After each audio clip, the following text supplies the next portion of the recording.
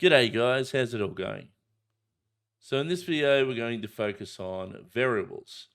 And I just want to quickly say right now that we're going to take this bit slowly because variables are very different in Rust as compared to other programming languages that you may be used to. So we'll just go slowly. That's what I'm going to say for now. So let's get started. So I'm going to remove this print line because we don't want it for the moment. And we are going to write our very first variable, right? We're going to declare and initialize it. So in Rust, you do that by using the let keyword, followed by the name of the variable. So in this case, I'm going to go users age. And the convention here is important. We always use snake casing in Rust, and the words are separated with an underscore, and everything is in lowercase. Right? That's generally the standard. And then we're going to assign it using the equal sign to a value, in this case, 23, the semicolon, right? So that is us defining a variable. Now, you might have just seen pop up there this colon I32 thing. That's just the IntelliSense of VS Code that's getting in the way here. But what it's actually specifying is that it's detected that this variable is an integer of 32 bits. Okay, that's what that I32 means. So we can explicitly set that I32 as well. So we can go let users height and set I32 is equal to, well, in my case, it's 183 because that's what I am in centimeters, which is 6 foot.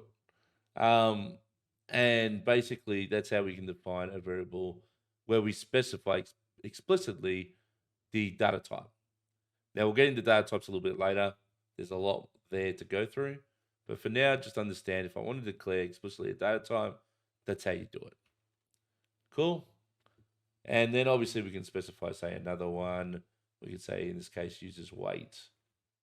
And set that to say what I am in kgs, which is 85 kilos. Cool. So there are 3 variables that I've defined. Well, 2 one way and 1 explicitly with the data type, right? Now, you've seen these little yellow underlines because the IDE is picking up that these variables are unused. So what it's trying to tell me is that when I run this, Rust is going to indicate a warning saying that we have an unused variable, right? And all 3 of these are unused.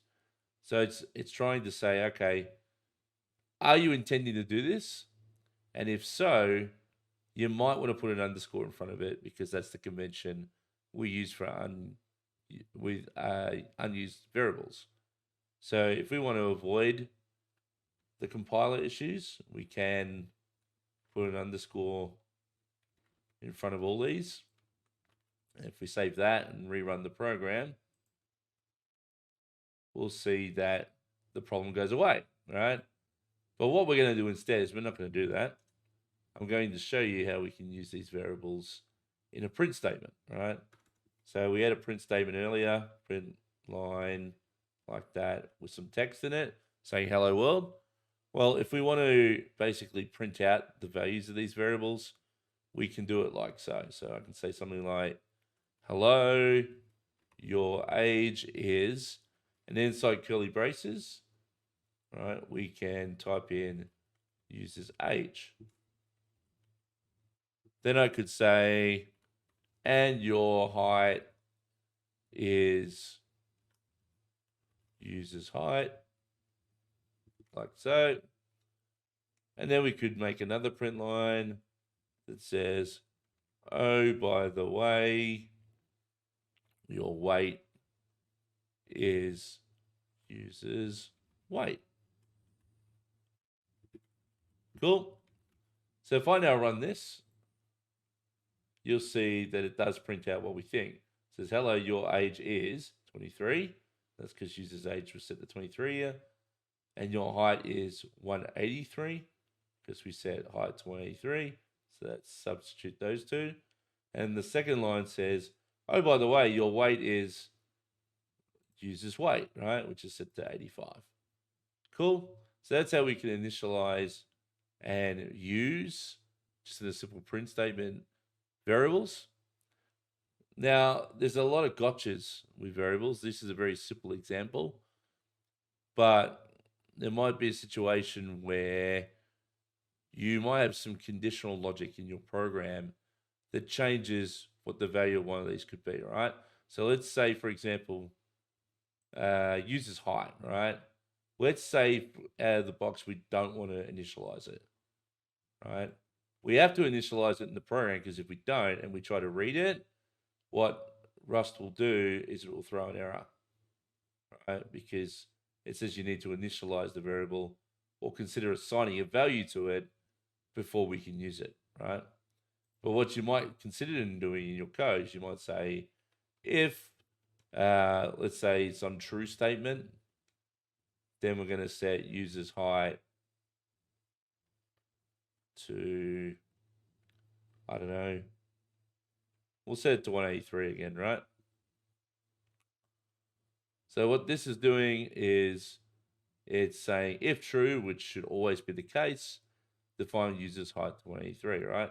So in most programming languages, this would be okay, right? We'd be able to say, okay, the program or the compiler would understand that really this if true really shouldn't really be there, and instead it should be just this, right? It should be the equivalent of just assigning it down here. Cool. And in that case, everything would work. But in Rust, what it does is it says, you're trying to assign a value to this variable without covering all edge cases, right? So it doesn't evaluate true here. It treats true as if it's some condition that's unknown. And then it evaluates. So it goes, okay, we can see there's a condition here. You need to, at minimum, express an else. And if I say here, user's height is equal to, I don't know, 90, right? A real small person. Under this circumstance, if we run the application, it'll be fine. It has no issues, right? But as I said, if I take this away, oops, and then I try to run, it'll say, could not compile, blah, blah, blah, due to previous error. And the error will be the same thing. It is possibly uninitialized. Even though logically we know it should be, because this true would always be true, Rust doesn't treat it that way. It tries to prevent you from doing weird stuff like this, right? So it's just one of the gotchas that you need to be wary of with Rust when you're playing with it for the first time. And then you can see it works like so, right? So the other thing I need to quickly note here before we move on to the next video is basically mutability, right? So in Rust, what we can't do is once we initialize a value, so I'm going to set this back to 183, 183. I'm just going to remove this like so. If I say somewhere else down in the code, say after these two print line statements, I decide to change the user's age to say 25, right? And then say I try to print it out again, this line, right? Like so. If I try to run this program now, I click on it properly, it's going to say cannot assign twice to immutable variable. So what is an immutable variable? Well, essentially an immutable variable is a variable that can be only initialized once in your code, and then you cannot change it after that, right? So Rust really recommends that developers write code with as many immutable variables as possible so that code doesn't become complicated when you start changing the value of variables in your code base, right? But if for some reason you ever need to make a variable mutable, all you need to do is before you declare the variable name and after the let keyword, you just specify the word mute, like so, right? And now that I do this, what you're going to see is this should compile fine. And there you go. So it detected, hello, your age is 23. Then it changes the age to 25. And then ultimately, it then says, hello, your age is 25. So you can see it's detected the change in the second print statement, right? So that's where I'll end this video for now. We'll talk more about variables in a future video. But thank you for watching, and I'll see you all next time.